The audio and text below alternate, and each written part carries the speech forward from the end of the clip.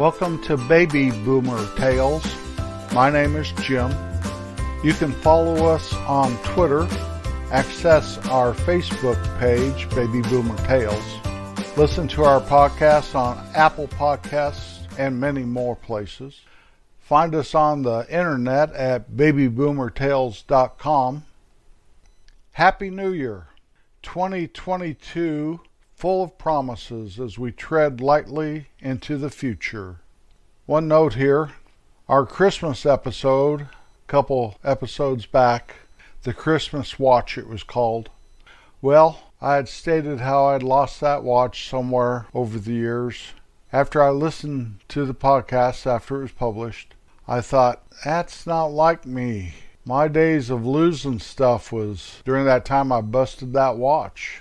And so I looked a little deeper, and I surely did find it. I looked at it, and there was the cracked glass, the bend in the watch itself. I wound it up thinking maybe, now after 50-some years, it'll work, and of course it didn't. I shook it, and I held it. I remembered all I talked about, and I smiled. When I was about 8 or 9 years old, I would daydream constantly. A lot of my teachers' complaints about me as I was growing up is that I was a smart kid, but I just was a daydreamer. I guess they would ask me a question, I'd, have to come back to earth. I daydreamed about all kinds of stuff. My main daydream at 8 or 9, 10 or 11 years old was about baseball and Mickey Mantle and Elston Howard and wanting to be a baseball player, thinking that if I could just play baseball more often, up there in the mountains you had a short season, that I could become a New York Yankee, and I could wear those pinstripes, and I could play in the same stadium as Mickey Mantle and Roger Maris and Joe DiMaggio and Babe Ruth. I really did live in a fantasy world. When I became 15 years old or so, I started dreaming about getting a car, getting my wheels, being able to drive around, having that freedom. Now, I never was a car guy. Never really got excited about cars, didn't want to go to any car shows, didn't talk engines with my friends, didn't stop and walk over and admire a car, or if you saw one in a parking lot that was pretty cool. I know I liked the Plymouth Barracuda, and the only reason why is I thought it looked cool with that great big old back window that sloped down towards the tail end of the car. Why in the world I would like that, I have no idea, but at 15, 16 years old, I thought that was pretty cool. Well, as I got to be in my 20s, all dreams of cars went away, and I became a pickup truck guy. Pretty much driven pickup trucks ever since then. Now, there was a time when I fantasized about owning this one van my parents owned, and we did finagle a trade our Mustang for that van. We started having children and stuff, and we drove that van for years and years. It was a good van, but it was nothing I would daydream about. I just did want to have a van, I guess, during the, early 70s, peace, love. I wouldn't paint a flower on it for nothing, though. I'm not really into flower power, never have been. Although there are a couple flowers I do like. I really like what I call Native Americans. Most people around here call them ditch lilies. They are a daylily that grows wild, and I have dug them out of ditches all over the place and planted them around my property, and we have plenty of Native Americans now. For a while, about the time I was 17 or so, I dreamed of the peace-love movement, free love in San Francisco, love-ins, and whatever that was associated with. But that didn't last very long. I did pursue that. Not that I ever wanted to be a hippie, but I did think hippie girls were far out. But once I really experienced some of that stuff in that movement, I just wanted to be a mountain boy. That's really all I really wanted to be, and I did work my way back there again. So I dreamed of leaving that little hometown of mine and seeing the big old world, and I realized that big old world really had nothing on my little hometown. You know, when I was a kid growing up, it was not considered cool to live up there in the mountains. Now I think the tables have turned, and it's really quite cool to be from there. So I guess I was ahead of my time. My friends and I, we didn't know what we had. Of course, you don't know what you've got till it's gone. That's a fact. I dreamed of other things like owning businesses until I did. I was quite a daydreamer until basically I started having children and more responsibilities, and even then I dreamed of a bright future for my kids and my family. As I've got older, though, those dreams started to fade, and that actually shook me up and made me wonder and almost tried to frighten me a little. Life can have many ups and downs, be very kind to you and very cruel, all within the span of a short amount of time. And so here I am, not considered a young man or even a middle-aged man anymore. And as my dreams started to filter out and dissipate and fade away, all of a sudden it's like I got a new lease on life. I'm full of dreams and ambitions and goals now. A lot of it centers around this podcast. Got to do something. Find something to do. Something that keeps that imagination kicking. It'll be very, very good for you. Won't let your brain rust.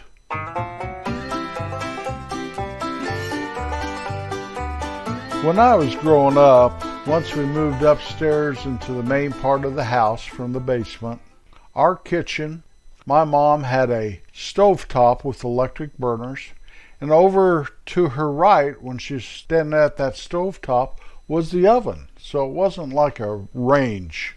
The oven was in the wall there. Go down to my grandma's, and she had a bigger stove, and it had gas burners where she had to take a match, strike the match, and light those burners.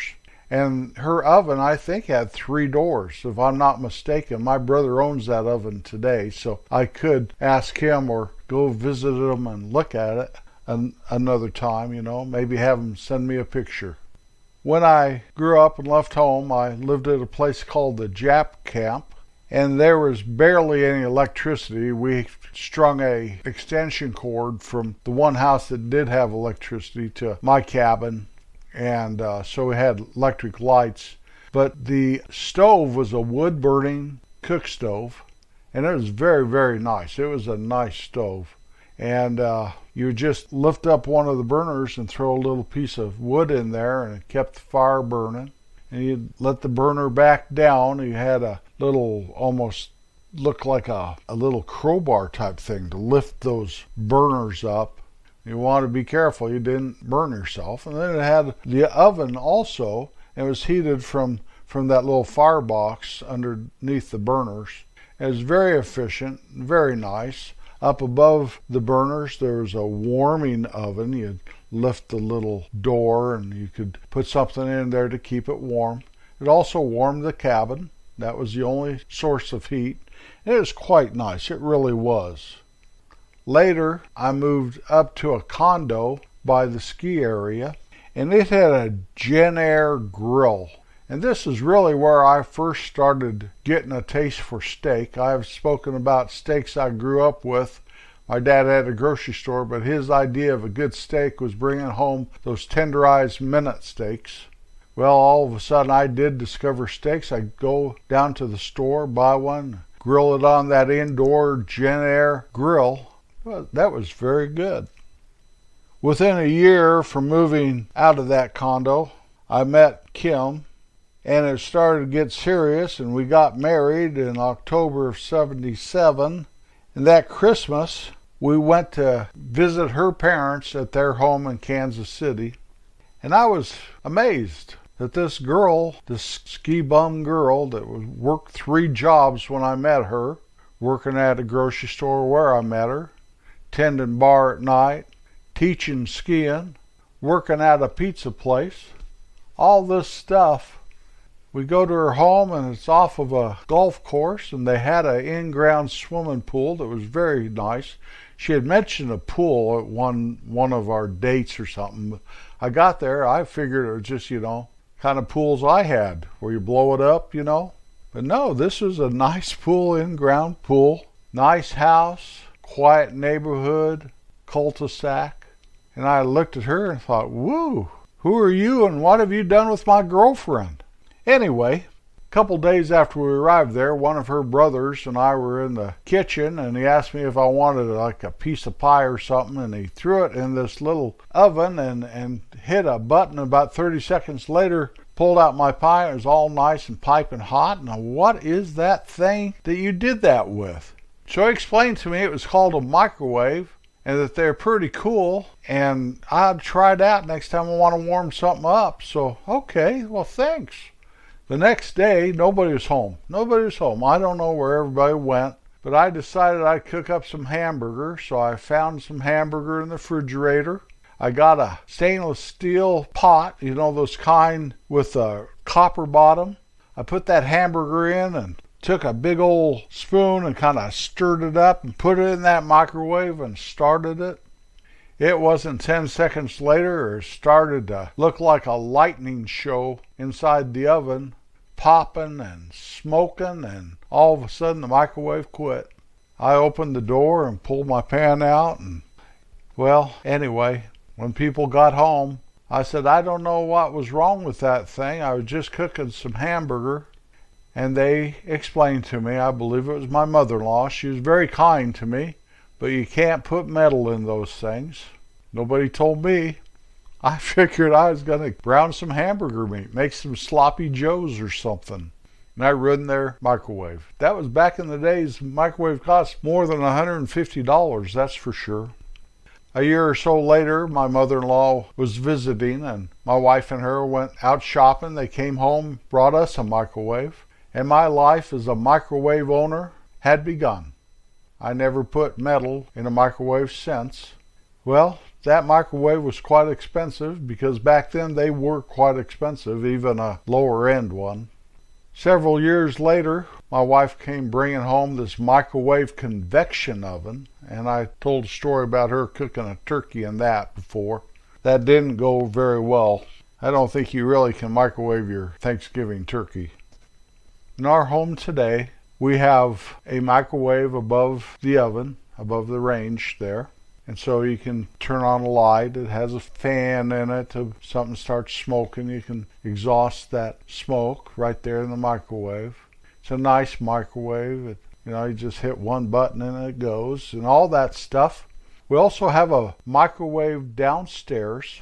When we finish the basement, we put a kitchenette down there, so it's got a small refrigerator that I pretty much just keep pop in, but it's there.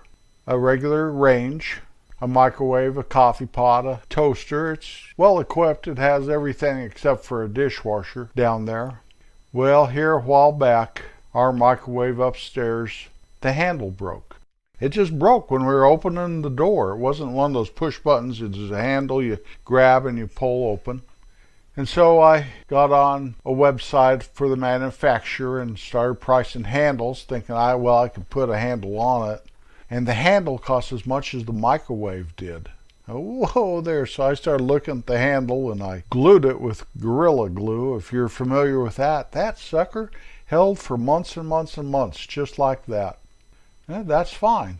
Well, a few months later, the microwave started acting up and it went on the fritz. It kept blowing the breakers. I thought it was a breaker at first, but then I did a little experiment, and sure enough, it was the microwave causing that, so something was wrong with it. Well, I was going to buy another microwave, and all of a sudden my wife said, I don't want that color anymore. What do you mean? All the appliances are this color. That's old-fashioned. I don't want that. But darling, if we put a different color microwave up there, it will not go with all our appliances. She agreed with me and voiced her opinion about our outdated color on our appliances, and that she thinks we ought to have the newest and most wonderful color. And so we could have gotten to a knockdown drag-out. She would have knocked me down, drugged me outside, told me not to come back home till I changed my mind about the color of our appliances. I know that's what would have happened, so I backed off. So I went downstairs and I took the microwave from downstairs and brought it upstairs, plugged it in there, and said, here's our new microwave till we could figure this out. I wasn't about to buy a new stove. a new refrigerator and a new dishwasher just to change the color. One thing, we looked at having to buy a new refrigerator one time, and we would have had to change our cabinetry because they've changed the height of refrigerators since the last time I bought one. And so it doesn't seem even feasible or practical or any of that. And if I'm anything, it's practical. So that was fine. We were using that microwave, but we kept opening the door to the other microwave because, 20 years of habit. So I put a little sign in that microwave. Well, one day my wife went to open that microwave again for some reason, and the door handle broke again. So maybe I should put an outside sign saying, "Don't even open this door." We still use that microwave for the light and the fan, but we can't live like this forever with a broken microwave up above the range. So what am I going to do? We are at a Chinese standoff, that's a fact. Now, that's nothing against the Chinese people. That's just an old saying. I want this and somebody else wants that, and we're not doing anything till somebody blinks. I hope I'm not the one that blinks. I really hope I'm not. I could do a dirty deed and just go out and buy one while she's gone somewhere and install it, but I'm not that way. We have to agree on this. I know that. I'm at a time in my life that I do not want to replace all the appliances, even if I could afford it. We may sell this house one day. I'm always hearing how old and like grandpa's house this place is when we are grandma and grandpa. Make no mistake about it. Everybody that knows us knows that we're grandparents, and the grandchildren, some of them even call us grandma and grandpa. Mostly Mimi and Papa, but you know what I mean. So there you go. That's my story on microwave ovens. It's a wonderful invention, and we use one all the time. And I don't know how we got along without it. I really think that if I had a choice between a cell phone and a microwave, I'd choose the microwave. But then again, I'm not forced to choose. I am an American. I hate those little posts on Facebook says, if you had to do without this, or this, which one would you choose? And I used to put, none of them. I am an American. I don't have to choose something I'm going to do without. God bless the USA. Thank you for spending your time with us today. It's always good to get together. It never hurts you to be kind. I'll be back next Wednesday. Peace out.